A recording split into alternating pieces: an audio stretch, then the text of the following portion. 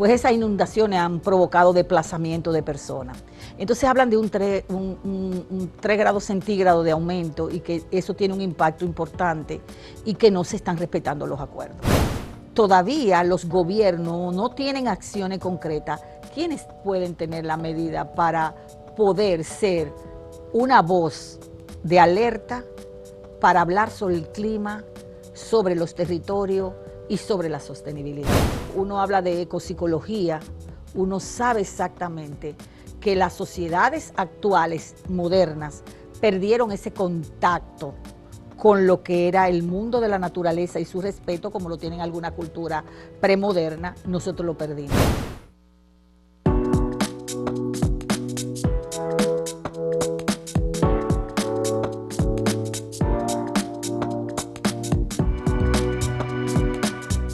Saludos amigas, amigos, ustedes sintonizan Acento TV y este es su espacio a partir de ahora.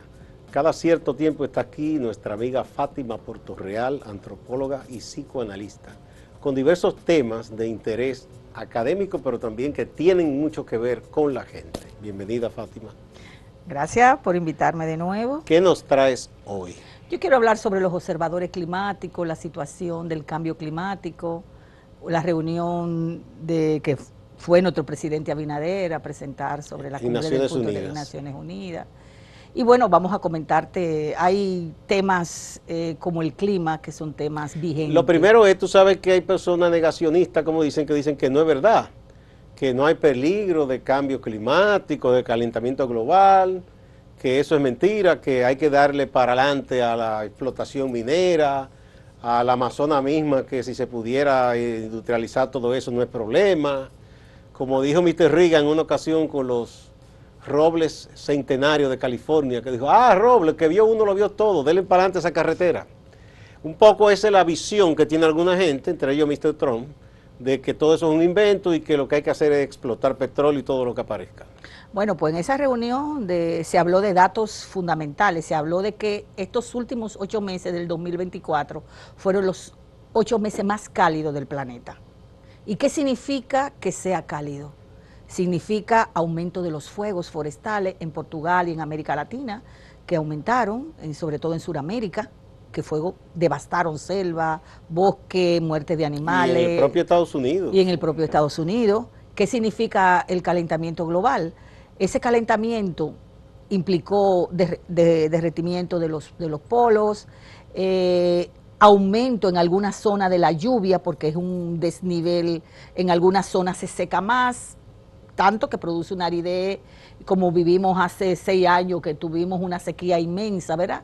Pues en algunas zonas del mundo esa sequía se ha impactado y esos fuegos comienzan. Y otro fue el aumento de lluvias en algunas zonas, como en corto tiempo, como no ha pasado a nosotros en los últimos 2 años, ¿verdad? Que ha aumentado una cantidad de lluvia en 1 o 2 días que se nos inunda a la ciudad completa. Pues esas inundaciones han provocado desplazamiento de personas. Entonces hablan de un 3 grados centígrados de aumento y que eso tiene un impacto importante y que no se están respetando los acuerdos. Es una situación bastante dura para la humanidad, porque por ejemplo nosotros mismos como país tenemos una planta de carbón y nuestro presidente habló de que había que disminuir todo lo que tiene que ver con relativo al carbón. Yo no sé si él va a eliminar esa planta de carbón que tenemos. Tú me dirás. Eso es difícil, una inversión costosísima que se hizo ahí. Y eso ya es una inversión del Estado. Tendría que transformarse para que opere con otro combustible. Exactamente. Y eso es un problema, pero él habló que había que reducir. Y yo no sé de qué, claro, nosotros no somos los países que más impactamos en términos de clima, pero eso es un problema, esa planta de carbón. La realidad es que es un 1% del mundo que está afectando el clima mundial. Oye bien, un 1%. Y eso está relacionado con explotaciones mineras, con producción de carbón excesivo y un uso excesivo, por ejemplo, de fábricas, industrias que generan impacto con los gases. Cuando tú dices 1%, ese 1% no es, digamos, cantidad de personas o consorcios industriales mineros. Consorcios industriales. Que son lo que, y sobre todo, bueno, eso es de los países ricos. De los países ricos. porque nosotros no tenemos capacidad de explotar No, una mina, nosotros no tenemos capacidad, es de los países ricos. Y eso ha producido un sinnúmero de cosas. Cuando yo te decía que quería trabajar hoy sobre los observadores climáticos, lo hacía en calidad de que en nuestro país, tanto en las zonas rurales y urbanas, nosotros tenemos personas que son capaces de ver los cambios que han ocurrido en el clima. Esos son los observadores Los climáticos. observadores climáticos. Por ejemplo, para hacer, los galleros son gente muy especiales. Cuando los galleros saben que los gallos no cantan, saben que viene una tempestad. Y lo anuncian. Hoy va a llover, va a ser fortísimo, recogen su gallo de sus cosas y lo guarecen, porque los gallos nos cantan. Eso es un observador climático. En el campo, recuérdate que se hacían las cabañuelas, todavía se hacen. Que son como una especie de pronósticos tradicionales. Exacto, todavía se hace. ¿Qué ha pasado con la cabañuela? Que el cambio climático ha sido tan duro que hasta lo que sabían hacer cabañuela, cuando yo voy al campo me dicen, Fátima, pero ya nosotros ni siquiera podemos mirar. Se le ha dislocado la cosa. Se le ha dislocado la cosa. ¿Tú recuerdas bien de cabañuela? Decían como que si llovía con ciertos meses, con cierta letra, entonces el año iba a ser lluvioso, algo así. Sí, se cogían 12 granos, o se cogen todavía, de sal. De sal. Y se colocan cada grano cada día, durante 12 días, hacia adelante y hacia atrás. ¿Y en qué mes se hace eso? Eso es el 1 de enero. 1 de enero. Comienza el 1 de enero, se coloca un grano de sal. ¿Dónde se coloca? Ellos lo colocan como en una especie de tablita, Ya. en una cocina, en algún sitio Ya. donde pudieran ellos ir mirando cada día. El grano de sal, cuando va a ser un mes lluvioso, comienza a producir líquido, a licuar. Y ellos catalogan enero, febrero, La gente decía antes marzo, que la sal en grano suda, como que sudaba la sal. Suda. Eso es un observador climático. Y entonces le decía a los agricultores, va a llover en marzo y en mayo va a ser seca. ¿Qué significa eso para un agricultor? Saber que tiene que sembrar antes o que tiene que sembrar Porque después. hay un tiempo en que no es buena la lluvia para el sembrado. Exacto, eso es un observador climático. Otro observador climático es aquel que va, por ejemplo, en los ganaderos se observaba cuando las vacas están preñadas, las venas que salen, cuando se dilatan demasiado, le anuncia tempestad. Entonces ellos observaban y decían, bueno, va a ocurrir cambios. Cuando los agricultores veían, y es un ejemplo muy clásico, que los mangos florecían en cantidad y se producía mango para el mercado, los campesinos dijo, hay que comerse los mangos porque el año que viene va a ser una sequía tremenda. Y es una cosa lógica y científica. ¿Cuál es la cosa lógica? El mango se estresa cuando percibe que viene sequía. Entonces florece en demasía, produce mucho mango porque sabe que la próxima temporada no hay. Eso es un observador climático. Porque de alguna manera los árboles, además de que ofrecen frutos, se autoalimentan también. Porque Exacto. parte de eso queda abajo en el suelo. Exacto. Y se fortalece toda la composición del suelo para el mismo árbol. Exacto. Como pasa con los plátanos, por ejemplo. Exacto. Que la mata que va muriendo alimenta el hijo de ella que va creciendo. Exacto. Entonces, ¿por qué es importante? Nosotros tenemos muchos observadores en el campo, incluso en las zonas urbanas, la señora que sabe cuando los vientos o las nubes vienen del norte o del sur, ellos te dicen, viene un viento del norte, viene no un llueve, norte, y viene un norte, va a llover. Entonces ellos saben las formas de los nimbos, de las nubes, eso es un observador climático. Pero con todo estos cambios, digamos que esas observaciones tradicionales, fruto de lo empírico, del conocimiento empírico de tradiciones centenarias, se ha perdido un poco, se ha trastornado, porque con esta locura que tiene el mundo. Se ha trastornado, pero se conservan algunas. Por ejemplo, la de las mujeres que trabajan en la cocina con leña. El viento, cuando la leña se prende, bota un humo, ¿verdad? Y eso está relacionado con la temperatura. Cuando va a ser un calor excesivo, el viento gira hacia el este. Cuando va a ser menos calor, el viento gira hacia el sur. Si llueve, cambia. Y eso te lo dicen perfectamente. Y toda eso no ha cambiado. Ese conocimiento está registrado en la memoria histórica de las comunidades. De las comunidades. Interesantísimo. Tú ves, yo sé que a la gente le está interesando muchísimo este tema. Vamos a la primera pausa, Fátima, y volvemos. Ok.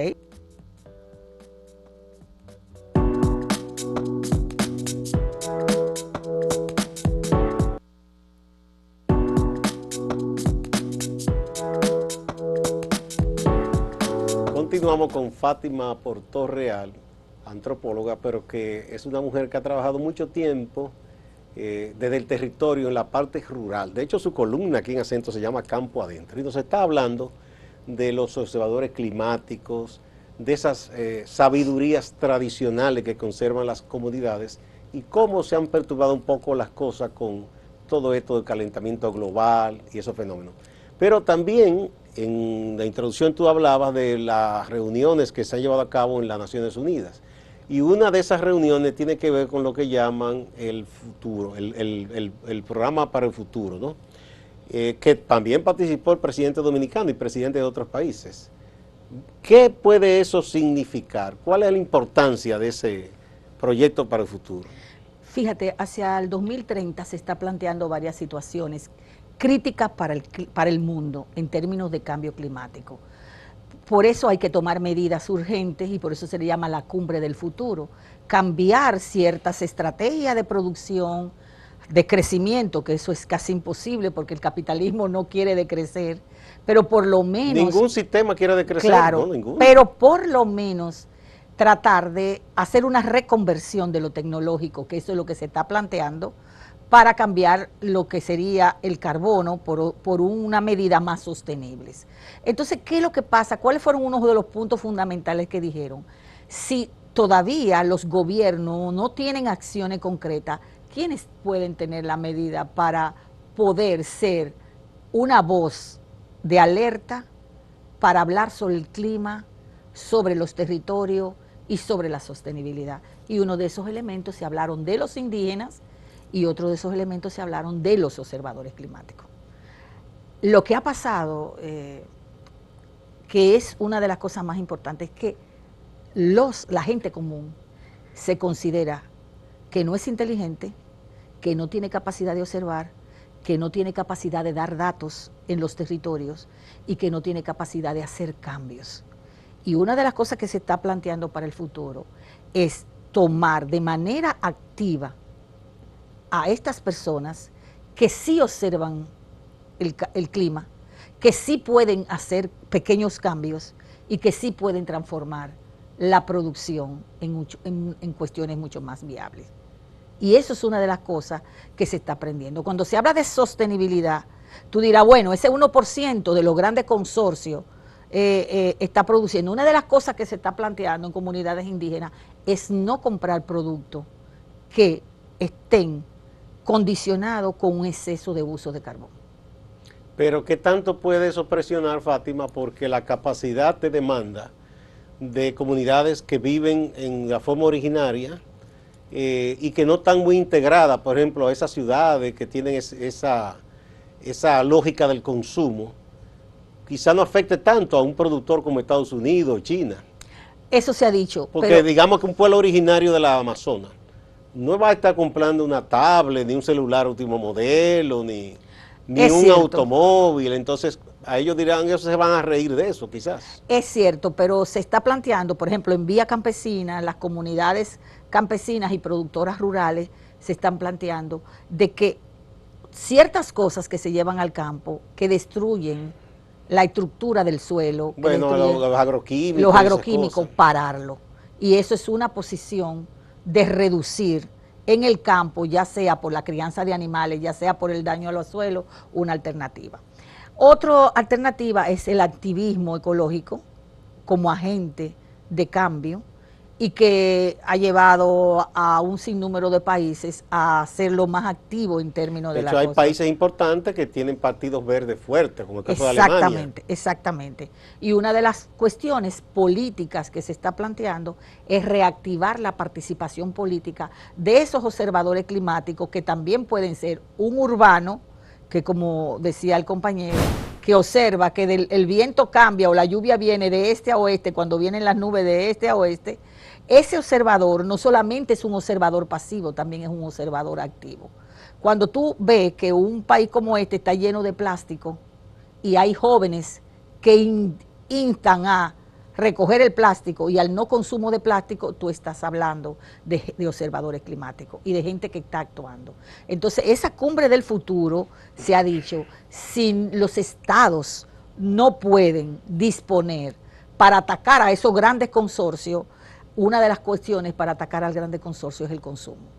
Y en los jóvenes, en los indígenas, en los campesinos, en la gente pobre, que son gente activo, a gente activo que ven, observan y miran los cambios que le acontece dentro de su medio ambiente, dentro de su hábitat, puedan ser activos. Bueno, pero habría que trabajar mucho con, tú dices los jóvenes, con la gente en sentido general. La juventud es que es más activa, es más dada a la moda, a lo que está de última, para concienciar y que la gente no se ponga loca cuando sale el último modelo de un celular, smartphone, y hasta se duerma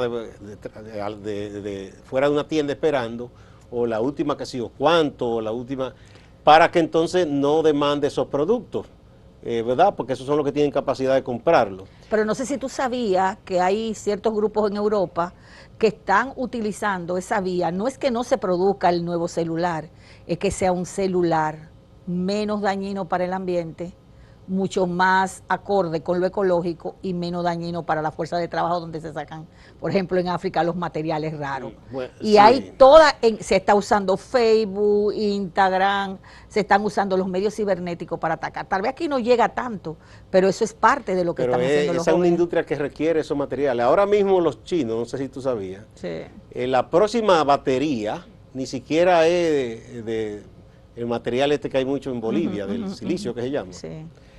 Sino ellos van a trabajar con un derivado de la sal común. Sí, es que se está buscando salida. Y eso, además del panel solar, que también tiene sus bemoles, porque después el reducto de eso también genera un problema de la basura tecnológica. Hay un señor que aparece a cada rato disputándose con Elon Musk el lugar del hombre más rico del mundo. Es un francés, apellido Arnault, terminado en T.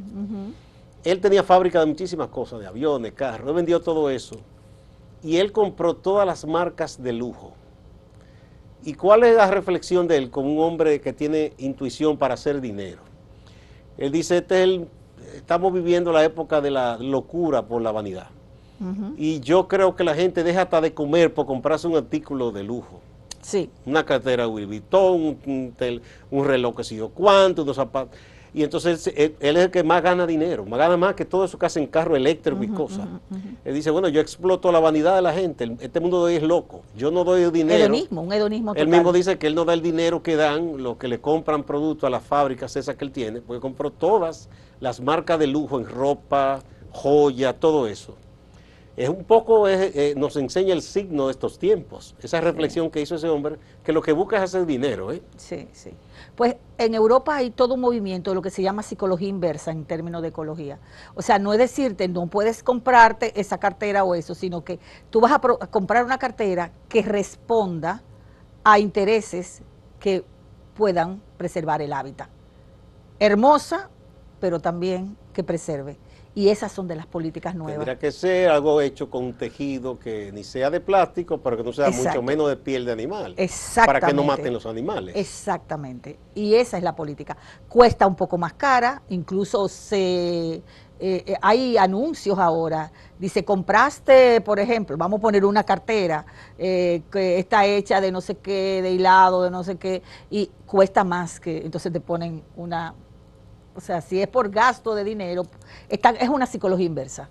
Y es interesante porque están surgiendo, y es entre los jóvenes, están surgiendo alternativas dentro de los medios de comunicación, del ciberespacio, donde se está promoviendo una política ecológica, una política climática, de lo que se llama la justicia climática, desde las bases. Y el consumo responsable. Y de un pero consumo aún yo lo considero bonito, pero creo que es más simbólico que otra cosa, porque esa gran industria mismo sí. Es muy poderosa. Ahora mismo sí. Y mientras la gente se desvele por comprar los últimos tenis, marcas que sé yo cuánto, porque promociona un basquetbolista famoso o una artista famosa, no sé, andamos como viviendo maya, como dicen los orientales, una ilusión, una realidad que no es real. Mira, un estudiante me dijo ayer, profesora, estábamos viendo la película Isla de Plástico, ¿verdad? Para analizar cómo afecta el sistema económico, la salud del planeta, del clima y del cuerpo en antropología médica. Y ella dijo, profesora, pero yo he querido limpiar las playas, pero aquí hay que sacar un permiso para limpiar las playas. Y si yo voy a limpiar las playas, yo puedo ir presa. Ahora, quien tira la basura no va preso. Pero además que ella sola no puede hacerlo. No, ella habla de un grupo que estaban haciéndolo. Entonces, es lo que quiero decirte con todo este problema. Si no hacemos conciencia, aunque sea ese 1%, de ser activo pro el clima y utilizar aquellos agentes, como dice la Cumbre del Futuro, no va a haber posibilidad. Vamos a poner otro puntito, ir a una pausa y volvemos. Ok.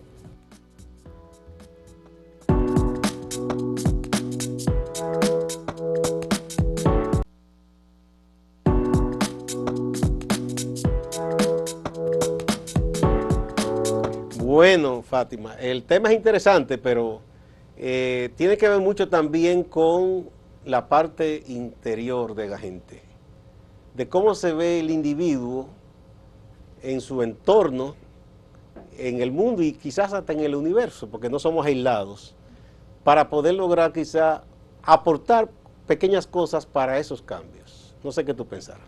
Sí, yo siempre hablo de la política de la clorofila. Y cuando hablo de la política de la clorofila, hablo de los bosques y de la libertad de los bosques de ser una apertura hacia una psiquis más integrada hacia los territorios. La realidad es que cuando uno habla de ecopsicología, uno sabe exactamente que las sociedades actuales, modernas, perdieron ese contacto con lo que era el mundo de la naturaleza y su respeto, como lo tienen alguna cultura premoderna, nosotros lo perdimos.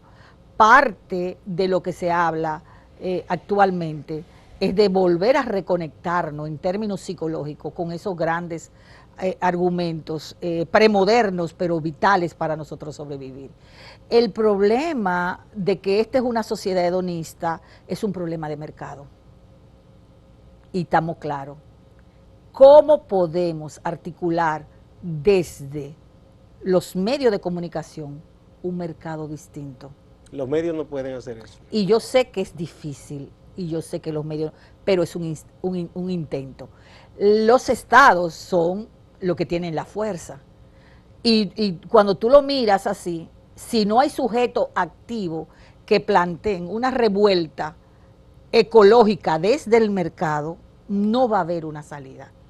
Porque el Estado por sí mismo y las grandes industrias no se van a sentir presionadas. No. Y ahí te vuelvo al siglo XIX. Si no peleas, si no te lanzas a la calle, si no usa el hecho de que tú tienes que promocionar una medida desde tu programa, desde el canal, de lo que sea ecológicamente amigable, tú no vas a salir. Porque si no hablas, no dice nada. El mercado, es que hay una codependencia de Estado y mercado. Porque los estados buscan no ahogar el mercado, no restarle dinamismo, iniciativa, porque de ahí ellos cobran la plata de los impuestos. Claro. Y al mismo tiempo, el mercado necesita un Estado que le garantice el orden, que le garantice el status quo, para ellos proseguir creciendo, enriqueciéndose. Entonces hay una codependencia ahí. Yo no sé si es de luz o es de tiniebla. Cada quien dirá. Mal y bien son dos alternativas de lo moderno. Hay virtudes en eso y otros ve Pero tiniebla. por ejemplo en España, y voy a repetirte, se habló de los impuestos verdes. Se ha hablado de los impuestos verdes, de una economía verde. En muchos países sí se ha hablado de eso. Y se ha hablado, es este impuesto, ¿cómo yo puedo pagar más si me resuelve tal cosa? Y eso se planteó. El problema es las políticas de las grandes multinacionales que presionan por la alta producción que tienen, pero eso es tanto en Alemania. ¿Tuviste la protesta reciente hace unos meses en España de los productores de fresa, de leche, que decían que Francia los estaba arruinando? Porque los parámetros de la Unión Europea, los españoles no estaban preparados para llenarlo. Entonces, venían todas esas importaciones debido a también el mercado común de los europeos, o de Alemania, o de Francia, y ellos estaban arruinándose. Y la protesta era para que bajaran el nivel de exigencia. Y el nivel de exigencia está vinculado con los impuestos verdes, con la mejoría de una serie de cosas. El problema no digo los agroquímicos y todas esas cosas. Claro. Porque a los agroquímicos son caros, pero cuando tú hablas de que a un campesino tú le enseñas que producir sin agroquímicos es mucho mejor para mejorar tu suelo y le explicas las ganancias, eso implica que el Estado, como el Ministerio de Agricultura, tienen que jugar un papel más importante. Entonces, sí, oye, hay muchas alternativas, múltiples alternativas. El problema es que si no activamos a los jóvenes, si no activamos a las mujeres, si no activamos a esos observadores climáticos, al gallero, a la campesina que trabaja con la leña seca, porque no es la leña verde, con aquellos que protegen los bosques, con aquellos que están en los territorios, tanto aquí y allá, no vamos a poder hacer nada. Por más pesimista que tú seas. ¿Tú tienes una visión optimista? Y muy poética sobre el mundo. No, porque los poetas viven en otro planeta. No cuentan. Bueno. Y los adoro, pero viven en otro mundo. Pero el optimismo, te digo, por ejemplo, la gente dice de los medios, pero ya la gente pierde de vista que lo de los medios cambió. Ya los programas formales de comunicación influyen muy poco. Los muchachos ven más todas estas cosas de TikTok, de qué sé yo cuánto, de Telegram. Esas son unas tecnologías sobre las cuales nosotros, los mayores, somos migrantes digitales. Ellos son nativos digitales y dominan eso, y ese es su mundillo. Ese es a ese mundo que nosotros tenemos que entrar. Nosotros no entramos porque ya estamos pasados de moda. Bueno, tú y yo estamos pasados de moda, quizá yo sea poeta, quizá tú también un cuentista y un escritor, pero hay gente joven que sí está usando el TikTok para hacer ese tipo de ojalá que puedan. Entonces influir. Yo creo que esos son los observadores climáticos que van a producir Mientras tanto, uno individualmente tiene que tratar a la naturaleza con respeto, no contaminar, no ser excesivo en el uso de combustible y una serie de cosas, porque cada quien tiene que aportar su granito. Y seguir contando. No esperar que lo haga el Estado, ni los partidos, ni las industrias que tienen otros intereses. Muchas gracias, Fátima. Gracias. Interesante, hoy fue interesante porque tuvimos diferentes puntos de vista sobre algunas cosas. Así que, y es bueno que la gente vea esas diferencias también. Gracias a ustedes, amigas y amigos, no se vayan, que hay más en Acento TV y Acento Portal.